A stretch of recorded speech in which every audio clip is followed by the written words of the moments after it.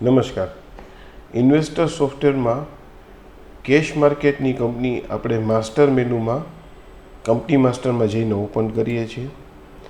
અહીંયા જ્યારે આવીને આપણે એડ ઉપર ક્લિક કરીએ ત્યારે એક આપણે રેફરન્સ લિસ્ટ જોવા મળે છે, જેમાં કંપનીનું નામ, બીએસસીનો કોડ, એનએસસીનો કોડ અને આઈએસઆઈએન, એટલે કે કોઈપણ કંપનીની જેટલી જરૂરી વિગત છે બધી આપણે એકી સાથે મળી જાય છે.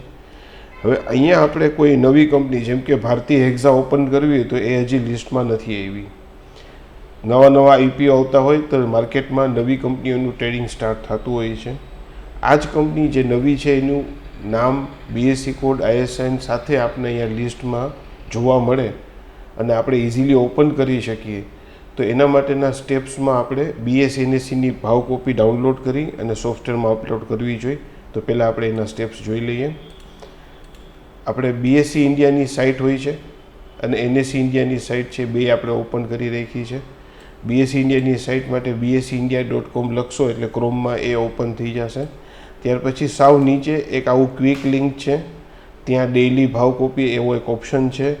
આ ડેઇલી ભાવ કોપી ઉપર ક્લિક કરશો એટલે એક નવું પેજ ઓપન થશે, જ્યાં આપણને ઘણા બધા હિસ્ટોરિકલ ભાવ કોપી પણ ડાઉનલોડ કરવા મળે અને આજના દિવસની સાંજના 5:30 વાગે અથવા તો એની પહેલાં તમને ગઈકાલની ભાવ કોપી ડાઉનલોડ કરવા મળતી હોય.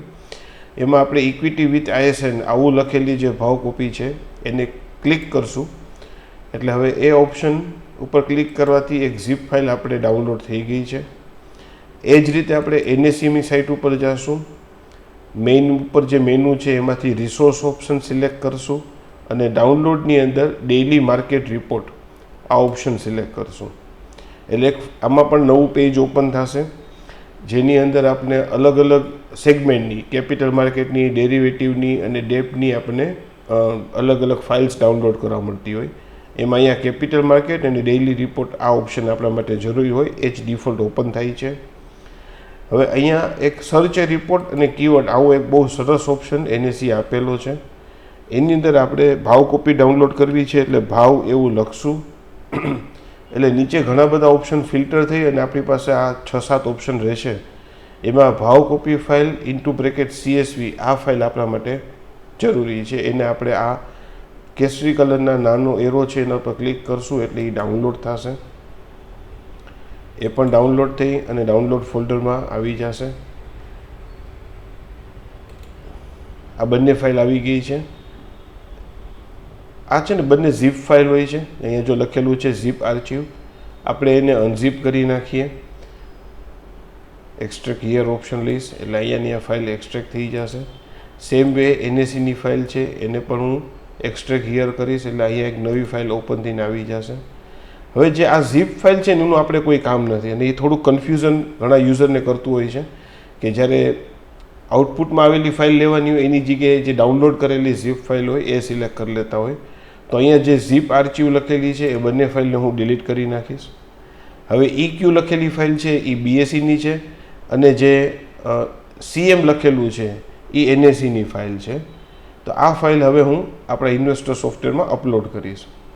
ઇન્વેસ્ટર સોફ્ટવેરમાં જાઉં છું, યુટિલિટીની અંદર update BSc code list option લઉં છું અને ત્યાં હું આજે હમણાં રિસન્ટલી આપણે બીએસસી ઇન્ડિયા અને એનએસસી ઇન્ડિયાની સાઇટ ઉપરથી ભાવ કોપી ફાઇલ ડાઉનલોડ કરી, એમાંથી હું EQ લખેલી ફાઇલ લઈશ.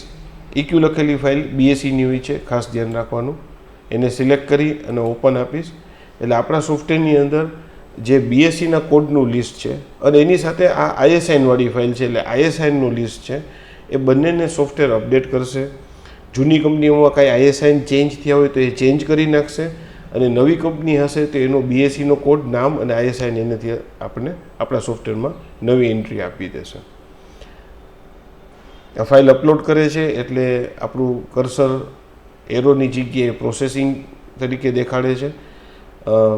જેવું એ પ્રોસેસ પૂરી થઈ જશે એટલે એક મેસેજ ડિસ્પ્લે થશે કે ભાઈ બીએસસી ભાવ કોપી ફાઇલ અપડેટ થઈ ગઈ છે, કમ્પ્લીટ થઈ ગઈ છે અને એરો પણ નોર્મલ થઈ જશે. પછી આપણે એને ક્લિક કરશું, આ મેસેજ આવી ગયો છે બીએસસી કોડ અપડેટ કમ્પ્લીટ અને આપણે એને ઓકે આપી દઈશું. હવે આપણે સેકન્ડ ઓપ્શન લઈએ છીએ યુટિલિટીમાં અપડેટ એનએસસી કોડ લિસ્ટ અને હું CM લખેલી, યાદ રાખજો એનએસસીની જે ભાવ કોપી છે એ CMથી સ્ટાર્ટ થઈ છે એટલે એને CM વાળી ફાઇલને સિલેક્ટ કરી ઓપન કરીશ એટલે હવે જે બી આપણી નવી ફાઇલ્સમાં એનએસીના કોડ હશે, એનએસીના એસએમઈના કોડ હશે, એને આપણા સોફ્ટવેરની અંદર ઇન્ક્લુડ કરશે અને આપણા લિસ્ટને અપડેટ કરશે, આઈએસઆઈ નંબર પણ અપડેટ કરશે. આ બધી પ્રોસેસ કમ્પ્લીટ થશે એટલે એનએસી કોડ અપડેટ થયો એવો એક મેસેજ આવશે. ત્યાં સુધીનું આપણું કર્સર આવું નોર્મલ પ્રોસેસિંગમાં રહેશે. આપણે વેઇટ કરવાની છે.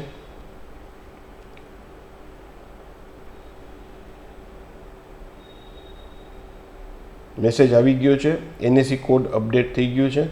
હવે હું ઓકે આપી દઉં છું. હવે હું સોફ્ટવેરમાંથી એકવાર એક્ઝિટ થઈ જઈશ અને અગેન હું સોફ્ટવેરને ફરીથી સ્ટાર્ટ કરીશ.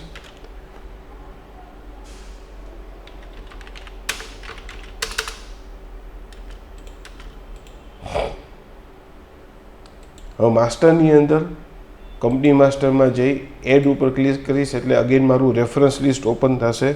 હવે હું અહીંયા લખું છું ભારતીય હેક્ઝા.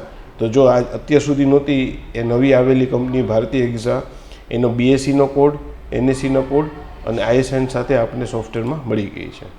તો આ રીતે તમે જે ક્લર્કો બિલ ઇમ્પોર્ટ કરે છે અથવા તો આ બીએસસી એનએસીના કોડ તમને લોંગ ટર્મ કેપિટલ ગેઇનના કેલ્ક્યુલેશન વખતે અને લોંગ ટર્મના રિપોર્ટ તમારા જે ઇન્કમ ટેક્સના એડવોકેટ હોય એને તમે આપો ત્યારે બીએસસી એનએસીના કોડ, આઈએસઆઈ નંબર જોતા હોય છે એમને.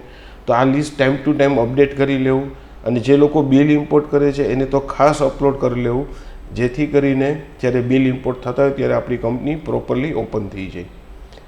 તો આ રીતે તમે તમારા બીએસસી એનએસીની ભાવ કોપી ડાઉનલોડ કરી અને કંપની માસ્ટરના રેફરન્સ લિસ્ટને સતત અપડેટ કરતા રહેશો તો તમારો ડેટા બહુ પ્રોપરલી ડિસ્પ્લે થશે.